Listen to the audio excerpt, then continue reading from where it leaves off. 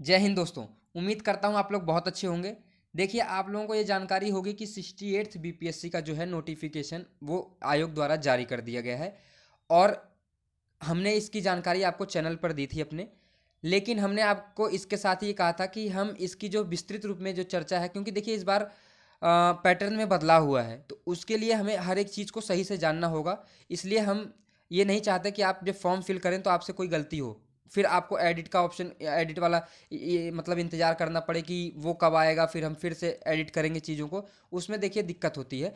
तो हम पहले पूरी इसमें इस वीडियो में हम पूरी विस्तार रूप में समझ लेंगे कि कौन कौन सी चीज़ें बदली गई हैं और आयोग ने क्या क्या चीज़ें नया इसमें लाया है और क्या क्या चीज़ें हटाई हैं। तो ज़्यादा देर ना करते हुए चलिए दोस्तों हम इसमें देखते हैं। देखिए, इसमें मैंने पहले से हाईलाइट कर दिया है जो जो चीज़ें चर्चा करनी है। तो यहाँ पे मैं आपको बताता हूँ। देखिए, पद जो हैं इस बार कुछ खास नहीं है। 81 पद हैं इस बार टोटल जो हैं, और उसमें भी बहुत सारे जो हैं महिलाओं के लिए और अन्य श्रेणी के लिए, जनरल वालों के लिए बहुत कम पद मिले हैं इस बार। और ओवरऑल भी देखा जाए तो 281 पद कुछ है नहीं। वैसे आयोग ने ये कहा है कि जब तक पीटी नहीं होता तब तक अगर कोई अधियाचना मिलती है किसी पद की तो वो इसमें जोड़ लिया जाएगा। लेकिन अब देखिए उम्मीद कितनी करेंगे, 281 पद हैं, उसमें अब कितना ही जुड़ेगा, बहुत ज़्यादा नहीं है। 64th में देखें कितना सारा पद था, 67th में भी अच्छा खासा 802 पद हो गए थे। लेकिन इस उसके अपेक्षा इसमें बहुत कम पद हैं। लेकिन जो भी हैं तो वहाँ पे हम देखते हैं। देखिए, एसडीएम का तो एक भी पोस्ट नहीं है इसमें, और यहाँ पे डीवाईएसपी की है पोस्ट। डीवाईएसपी की 8 पद हैं, जिसमें से जनरल कैटेगरी के लिए केवल एक पद है दोस्तों, अब वो भी महिला के लिए है। एक पद है, वो भी महिला के लिए है। पुरुष के लिए यहाँ पे कोई, देखिए यहाँ पे कोई पद नहीं है, यहाँ पे आपको दिख रहा होगा। और 8 पद हैं टोटल, 2 महिलाओं के लिए हैं, और उसमें भी ये समझ लीजिए कि इस बार इसमें से कोई पोस्ट आपके लिए नहीं है जनरल कैटेगरी वालों के लिए। एक जिला सामष्टा की है, तो इसमें भी एक पद है, वो पुरुष के लिए है, जनरल वालों के लिए एक पद, और वही केवल एक पद, ओवरऑल भी एक ही पद है इसमें। फिर राज्य कर सहायक आयुक्त जो हैं, इनका पद है, 7 पद हैं टोटल, और 2 हैं जनरल कैटेगरी के लिए, एक महिला के लिए, एक पुरुष के लिए। तो और कई सारे पद हैं दोस्तों, लेकिन जो कुछ खास पद होते हैं उनमें से यही है। लेकिन देखिए सब अपनी जगह है, लेकिन ज़्यादा कुछ खास पद नहीं है इस बार, ये आपको समझना पड़ेगा। कंपटीशन बहुत ज़्यादा है और पद बहुत कम है दोस्तों। यहाँ पे देखिए 281 पद हैं, जिसमें से 77 जो है वो महिलाओं के लिए है रिजर्व। उसमें से 129 पद जो हैं वो जनरल कैटेगरी के लिए हैं, जिसमें से 36 पद जो हैं वो आपकी महिलाओं के लिए हैं। तो 129 पद हैं जनरल कैटेगरी के लिए दोस्तों। लेकिन जो जिनकी चाह लोगों को रहती है, जिसके लिए आप पीसीएस या अन्य परीक्षा देते हैं, जिसमें आप एसडीएम बनना चाहते हैं, डीवाईएसपी बनना चाहते हैं, एंड और भी चीज़ें हैं, लेकिन उसमें खास पद इस बार कुछ है नहीं। अगर जुड़ता है तो अच्छी बात है, लेकिन देखते हैं क्या होता है आगे। यहाँ पे देखिए इसमें लिखा भी है, प्रारंभिक परीक्षा के पूर्व अधियाची विभागों से प्राप्त होने वाली अधियाचना को शामिल किया जा सकता है तथा संशोधन होने पर पदों की संख्या घट बढ़ सकती है। ये आयोग ने कहा है कि 12 फरवरी को एग्जाम होगा पीटी का। अगर अभी संभावित तारीख है, वो बदलाव भी हो सकता है उसमें, जैसा कि बीपीएससी पीछे करती आई है। और इसमें अगर उस डेट तक, पीटी की डेट तक कोई पद जुड़ता है तो वो इसमें जोड़ लिया जाएगा। और उसके बाद यहाँ कहा गया है, उक्त विज्ञापन के लिए भरे गए आवेदनों की संख्या के आधार पर एक से अधिक पालियों में परीक्षा आयोजित की जा सकती है। देखिए यहाँ पे ये भी इसमें क्लियर कर दिया गया है। पिछली बार इसी चीज़ के लिए इतना विरोध हुआ था कि परीक्षा 2 पाली में करा ली जाए, और उसके लिए डेट भी 2 पाली की निर्धारित कर दी गई थी, लेकिन फिर छात्रों ने विरोध किया। दिल्ली और पटना, प्रयागराज, कई जगह पे विरोध हुआ। तो आयोग ने ये चीज़ वापस ले लिया, क्योंकि उन्होंने नोटिफिकेशन में इसका कोई चर्चा किया नहीं था। तो इस बार नोटिफिकेशन में इसलिए उन्होंने डाल दिया है कि अगर ज़्यादा आवेदन आए तो हम 2 पाली में कर सकते हैं। तो ये उन्होंने पहले से इसमें अब डाल दिया है। देखिए, शैक्षिक योग्यता आपको पता होगी, स्नातक और उसके समकक्ष जो भी कोई आपके पास डिग्री है तो वो है, मान्यता है इसमें, वही लोग यहाँ पे अप्लाई कर सकते हैं। आरक्षण का दावा करने वाले जो महिलाएं हैं, तो उनके लिए देखिए इसमें इन्होंने बताया है कि जो आप अगर आरक्षण का दावा कर रही हैं और आपका विवाह हो चुका है, तो आप अपने पति के नाम पे नहीं, अपने पिता के नाम पे जो है प्रमाण पत्र बनवाएंगे, वही चीज़ आपको यहाँ पे लगानी होगी। तो ये हो गया दोस्तों इतनी चर्चा इसकी। अब देखते हैं हम यहाँ पे EWS वालों के लिए जो कहा गया है कि देखिए उनका जो प्रमाण पत्र है 1 साल के लिए वैध होगा। इसमें जो लगेगा 68th में जो लगा हुआ आपको बनवाना होगा प्रमाण पत्र, वो जो वित्तीय वर्ष 2021-22 के आधार पे बनेगा आपका। यहाँ पे देखिए मैंने यहाँ पे इसमें आपको दिख रहा होगा यहाँ पे। फिर उसके बाद जो ऑनलाइन अभ्यर्थी जो ऑनलाइन आवेदन भरते समय किए गए दावा के अनुसार सभी निर्गत किए गए प्रमाण पत्र संख्या एवं तिथि मुख्य परीक्षा के ऑनलाइन आवेदन में अंकित किया जाना आवश्यक है। देखिए दोस्तों, जो आप कोई प्रमाण पत्र अगर प्री में उसको वहाँ पे उसके तारीख और उसका नंबर डाल लें, तो वही प्रमाण पत्र का जो है डिटेल आप मेंस के फॉर्म भरते वक्त भी डालेंगे, क्योंकि जो फाइनल में जब उसका सत्यापन होगा तो अगर उसमें भिन्नता पाई जाती है तो यहाँ पे आयोग ने साफ कह दिया कि उसको हम मान्यता नहीं देंगे, वो खारिज कर दिया जाएगा और उसके लिए अन्य कोई हम आपको समय भी नहीं देंगे। तो ये उसमें मतलब उन्होंने साफ कह दिया है।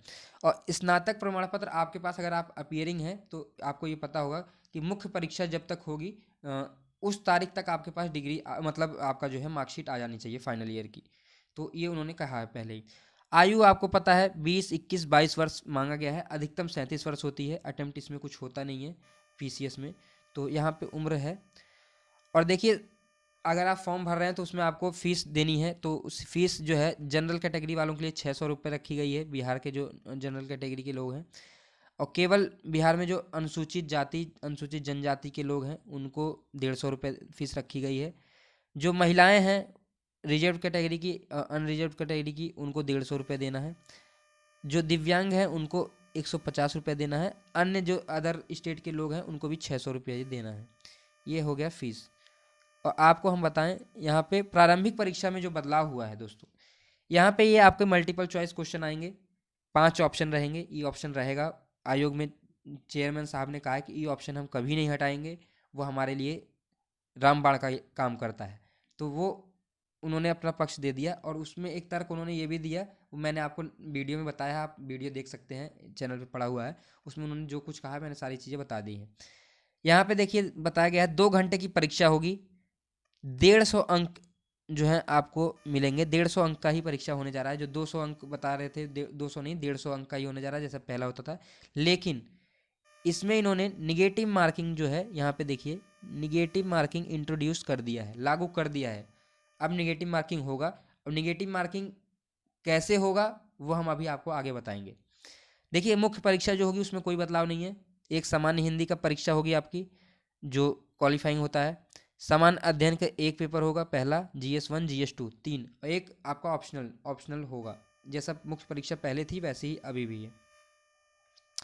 यहाँ पे देखिए व्यक्तित्व परीक्षण जो है आपका 120 अंकों का होता है, ये उतना ही रहेगा। और इसमें अगर आप भाग नहीं लेते हैं तो आपको सफल नहीं माना जाएगा। और स्वास्थ्य परीक्षण उस समय होता है जब आपका होता है तो वहाँ पे कुछ फीस देनी पड़ती है, तो वहाँ पे आपका मेडिकल होता है दोस्तों।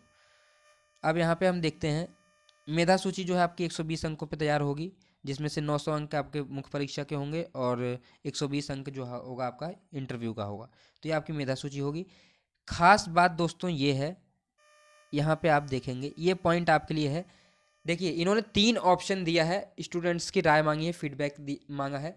तो इसलिए हम आपसे कहेंगे कि आप तुरंत फॉर्म ना भरें, पहले आप लोग आपसी सहमति बना लें। हम लोग पोल करवाएंगे यूट्यूब पे, वहाँ पे आप लोग पोल करिए। जिस पे ज़्यादा लोग मतलब जो चीज़ मांग करेंगे फिर उसी पे आम सहमति बनेगी। फिर आप जब फॉर्म अपना अप्लाई करेंगे तो वही फीडबैक देंगे। क्योंकि देखिए अगर स्टूडेंट बंट जाएंगे इधर उधर तो आयोग फिर अपना जो उसको सही लगेगा वही कर देगा। तो यहाँ पे 3 ऑप्शन उन्होंने दिया है। उन्होंने कहा है कि हम 50 क्वेश्चन को स्टार मार्क करेंगे और उसमें 50 मार्क जो होगा हाँ 50 क्वेश्चन पे जो होगा स्टार मार्क करेंगे।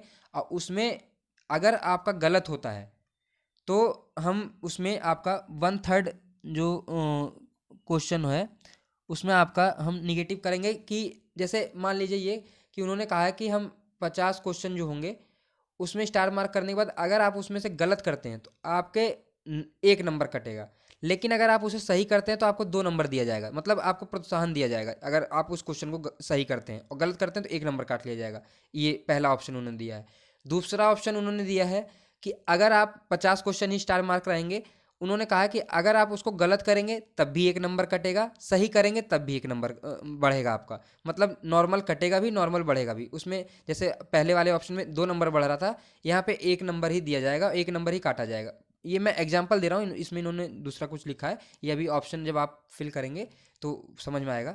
और तीसरा ऑप्शन ये है कि सेम रहेगा सब पे, 150 के 150 क्वेश्चन पे फाइनल हम 1/4 की निगेटिव मार्किंग करने जा रहे हैं। ये उनका ऑप्शन है। 3 ऑप्शन उन्होंने दिया है, इस पे स्टूडेंट्स की राय मांगी है। जो फीडबैक आप देंगे उसी हिसाब से आयोग के चेयरमैन साहब ने कहा हम वही मान लेंगे, तो उनको कोई दिक्कत नहीं है। तीनों ऑप्शन में आप जो चुनेंगे, जिस पे बहुमत होगा वही आयोग लागू करेगा। ये चीज़ उन्होंने खुले तौर पे कह दी है। अब यहाँ पे दोस्तों 4th वाला देखिए, 12th जो कॉलम है, यहाँ पे आपकी जो ऑनलाइन करने आवेदन करने की जो तिथि है 25/11/2022 दी गई है, और लास्ट डेट जो है 20/12/2022। तो अभी आपके पास टाइम है। अभी हम पोल करवाएंगे, अन्य चैनल भी पोल करवाएंगे। सब लोग मैं कहता हूँ यूट्यूब पे जो है या टेलीग्राम पे आप ज्वाइन कर लेंगे, टेलीग्राम का लिंक मैं डिस्क्रिप्शन में दे दूंगा, वहाँ भी पोल करवाएंगे।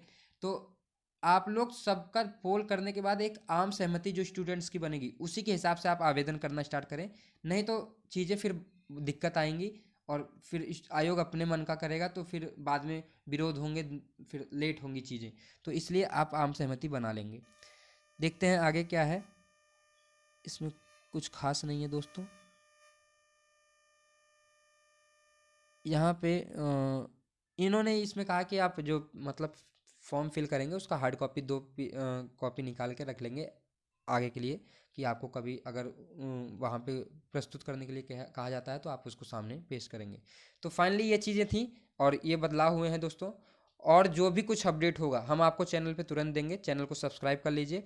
टेलीग्राम पे हम चीज़ों को यहाँ पे ये टेलीग्राम पे भी सेंड कर देंगे, वहाँ पे भी आप देख सकते हैं, उसको ज्वाइन कर लीजिए। हमने डिस्क्रिप्शन बॉक्स में उसका लिंक दे दिया है, और चैनल को सब्सक्राइब करिए। धन्यवाद दोस्तों।